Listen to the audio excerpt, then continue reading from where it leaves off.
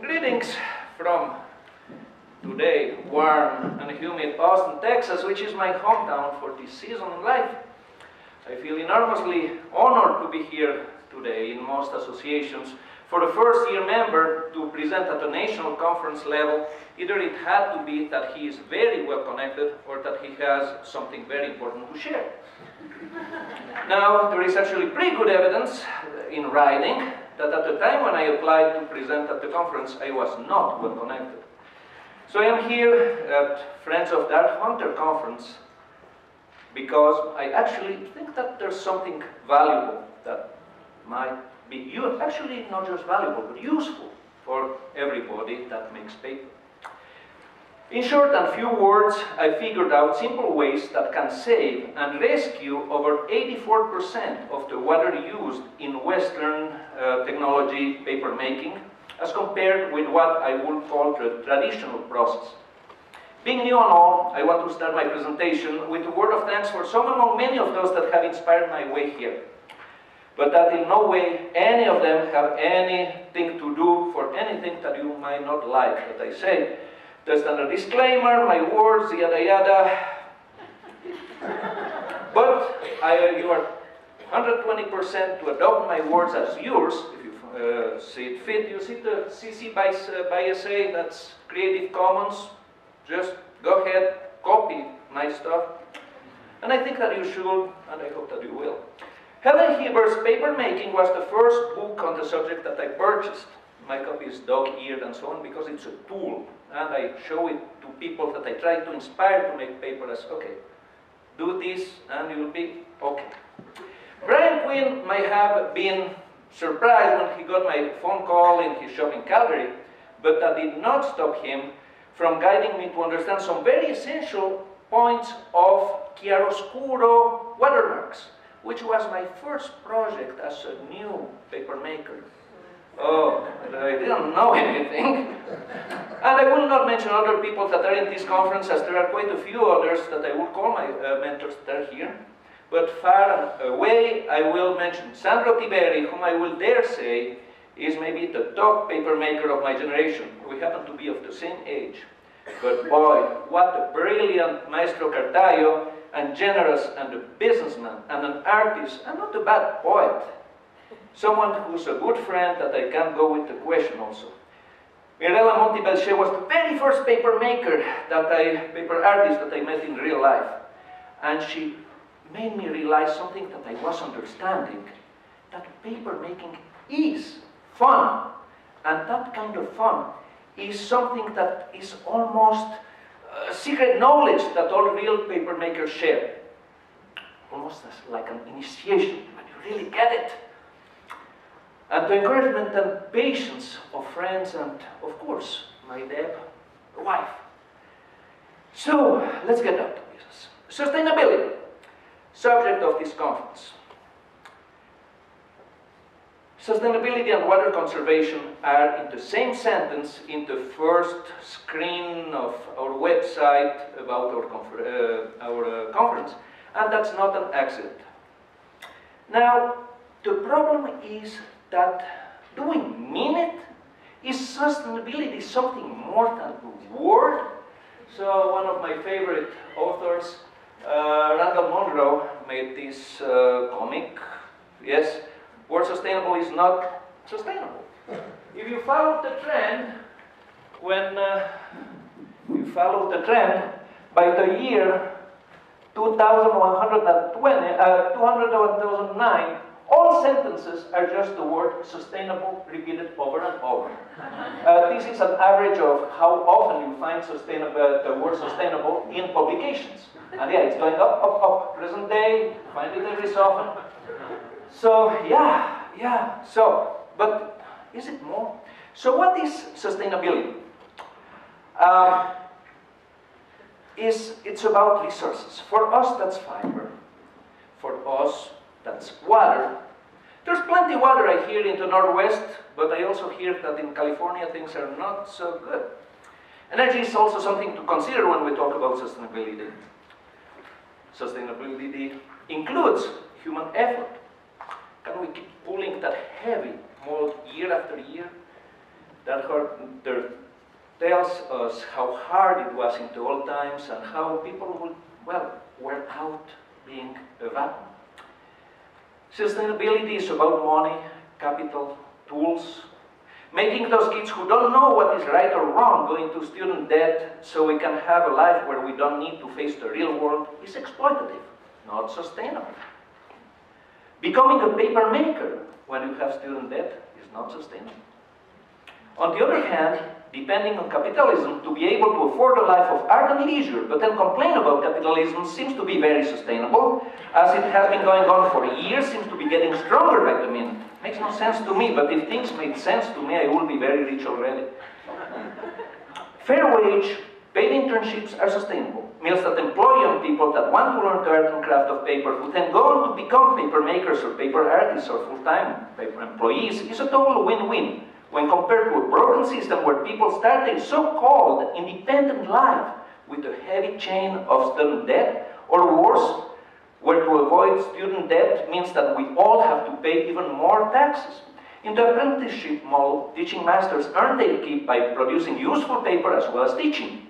The youngsters earn their keep and also learn by helping produce something useful. Society gets valuable handmade paper for purchase without having to raise taxes for so-called free education. I believe we should have more of that old model of apprenticeship, improving on it to make it more fair and more open than guilds used to be.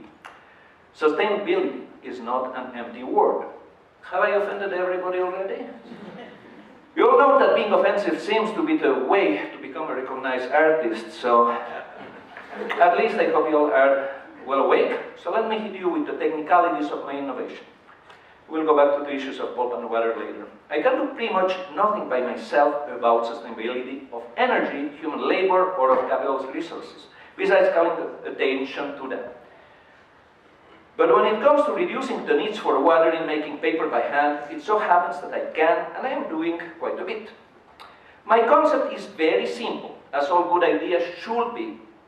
The picture, 5-year-old handling a mold that is almost bigger than his, and making a perfect piece of paper the very first time in his life. What I call traditional paper making is very needy and very wasteful of water. Very. We need lots of water to float the pulp. Then we discard it during coaching and pressing. If we make our own pulp, we rinse, and that water is often quite contaminated afterward. Pollution, waste. I mentioned I'll go back to pulp later. Let's address for now saving water during sheet forming and cushioning and pressing. A lot of what I propose has to do with capturing and recirculating water. That is, I maximize the capture of water, then I save it, then I use it again in the pulper to float more fiber, and so on and so forth. Same water. In the last 3 months, I've needed tap water only once, all the rest being provided by rainwater, and some of the dirtiest water captured ending up in my compost pile, not in the soil. The rest goes around and around, also saves in sizing and titanium dioxide. Yes, mine is a very small operation, but were it bigger, it seems that I could manage with larger rainwater storage. In principle, traditional paper making could use some kind of container to catch the water during pressing time, but that is not efficient or practical, really. You got to catch that water earlier in the cycle. One of the advantages is that of my system is that when pressing is essentially a dry operation. And like Malachi Monsi, a colleague in Texas, said to me when he saw my rig, now we can make paper on carpeted floors. I don't recommend it, but tomorrow you will see. It's sort of surprising. The following drawings are part of my patent application, US Patent and Trademark Office Provisional Patent 62361439. That does not mean that I claim as my invention everything that is in these drawings. Most of it is necessary for background. But some of what is shown here is real innovation that were worth enormous trouble of making the patent application. So what we have here is a view of my vacuum table. Here's a quad view.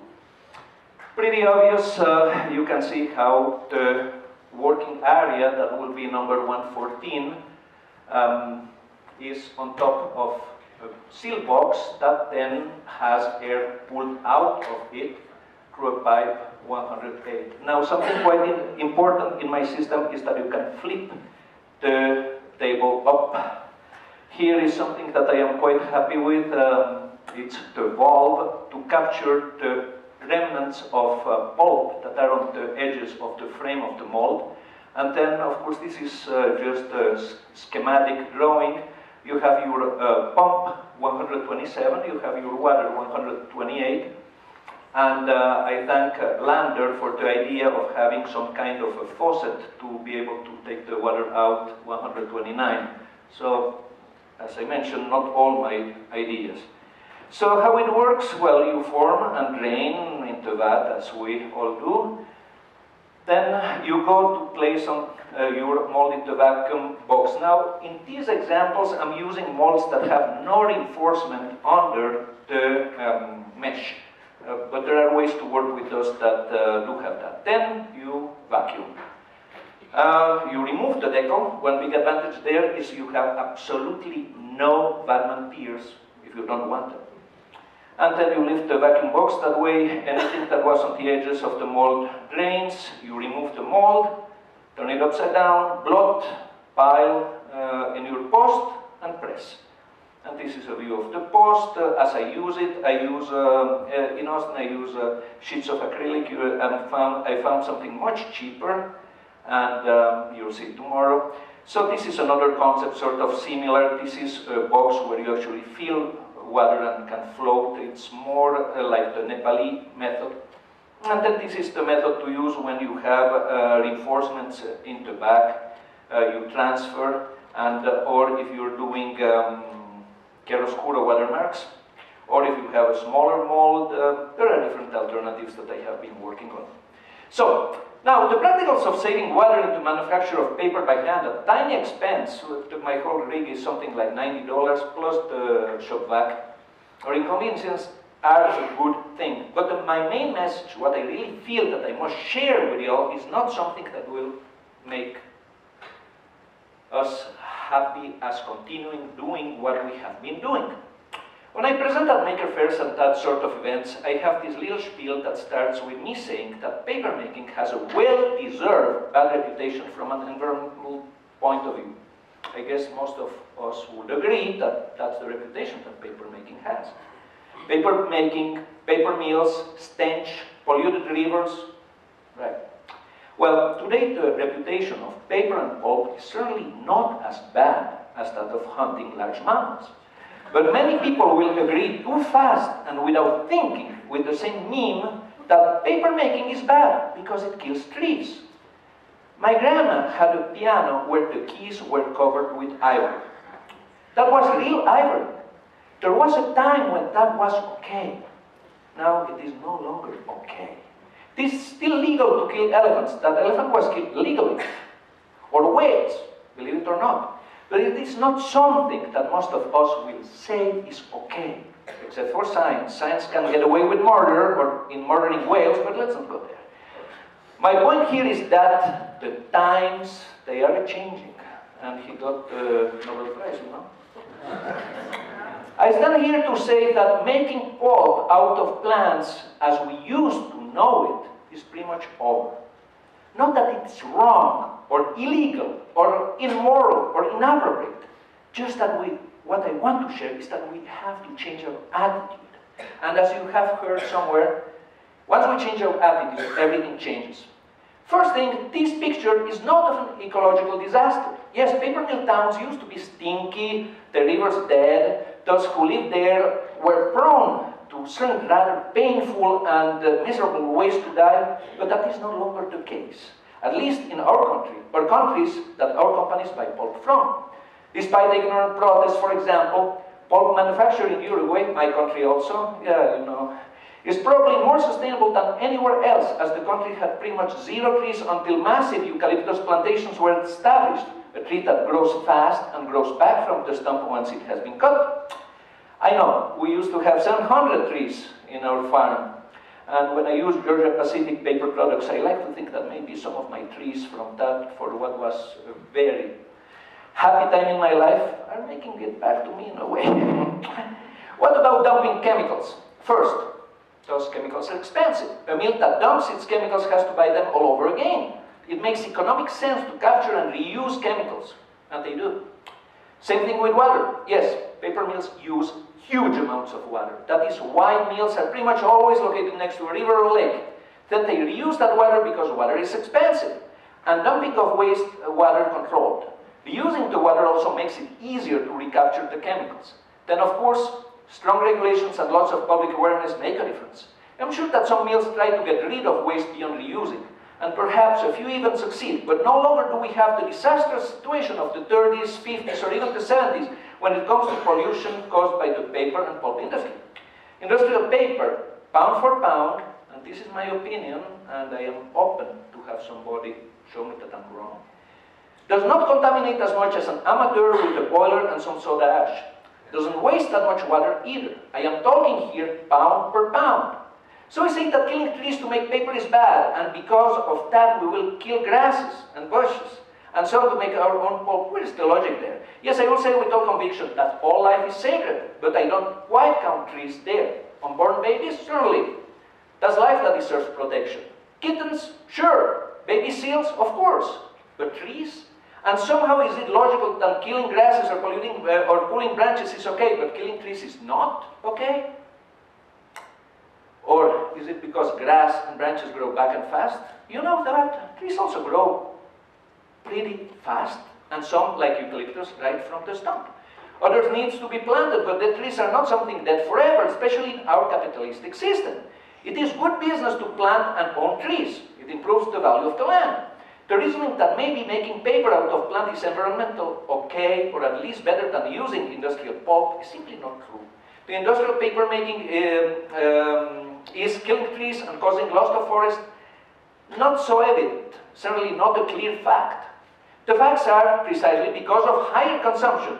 More trees are getting planted, especially in our country. America is capitalism, business, prosperity, and while we have a pretty good share of the worst slime bags in the world, as a system, I must say, as the worst economic system, which happens to work better than any other system ever tried, we know that profit needs investment, and investment in the paper and pulp industry means planting trees. They don't do it so much for the principle, they do it for the money, and it results in more trees than we have had in a while. You are probably familiar with the statistics. We have more trees now than we had 100 years ago. Yes, well, okay, so there was a lot of cutting happening before 100 years ago. But we're catching up. The real problem is not trees versus grasses or hemp. Now, if you go and say that you're making paper out of esparto for the fun of it, you might find it interesting. But then, it's a free country. Go for it. But if you go and say that you're making paper out of esparto to save trees, I just don't see it. Same if you use all clothing and rags with harsh chemicals and lots and lots and lots of rinsing. The real problem here is in what we call the environmental footprint, and the return on investment regarding limited resources like water and the environmental impact. For certain fibers, let's say Gampi, thank you for somebody who reminded me about this last night. You don't really need harsh chemicals and you use little water. I say, more power to you. If you figure out a way that per pound you use less water and less harsh chemicals in the environment than what a pulp mill does, or factory does, per pound, then you're my new hero. I want to learn all about you, and I will support you with all my enthusiasm and energy and conviction, that as you can see, I have a lot of. I mean it. Now, if per pound you are polluting more, using more water, wasting more water than a modern pulp mill, I sincerely ask you, as respectfully as I can, but as strongly as I can, looking at you right in the eye, I say, please, please, please, quit messing with my Pachamama, with my hair, with this planet of mine. That is yours also, but that we have to care for together, that we have a duty. Let's quit pretending that making one's own pulp is to save trees. It ain't true. Want more trees? Plant some. Harvest them responsibly. Get your pulp from responsible sources. Pound per pound, the environmental impact of the cotton linters pulp from Cheney pulp is much less than if I were to try to make my own out of blue jeans. As far as I can see it, if we care about sustainability, Paper makers that make their own pulp is something of the past, like the Raj, the Empire, like Downton Abbey, like fur coats.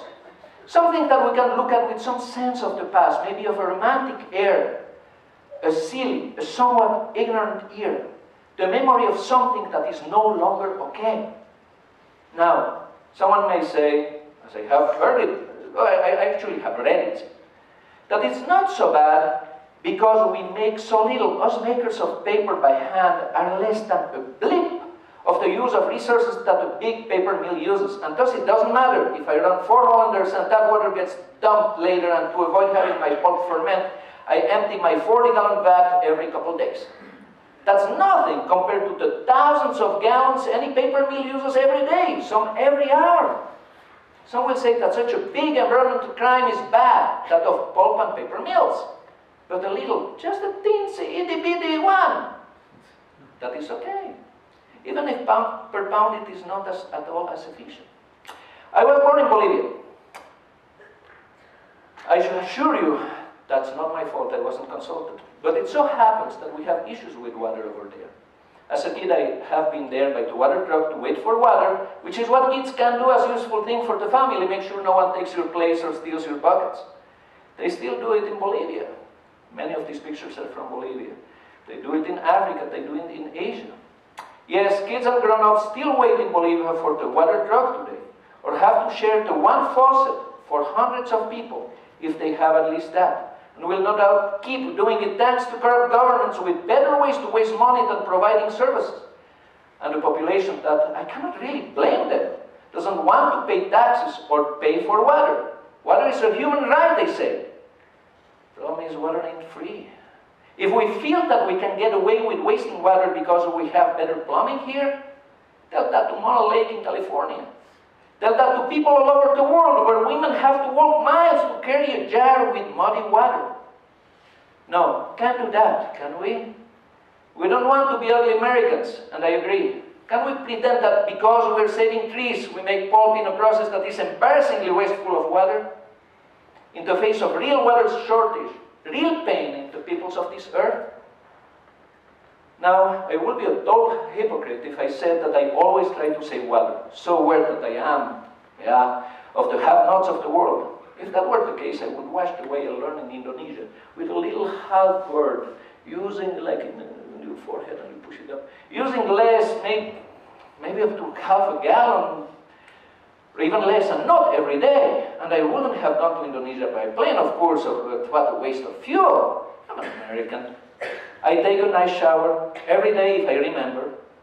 Taking a shower a couple of days ago, I was thinking that if I am so careful about my water when making paper, but really, every time that I have a shower, I use more water than I use in a week of making paper because I reuse my paper water. So truth be told, I have no stand to judge anyone. I don't own the truth.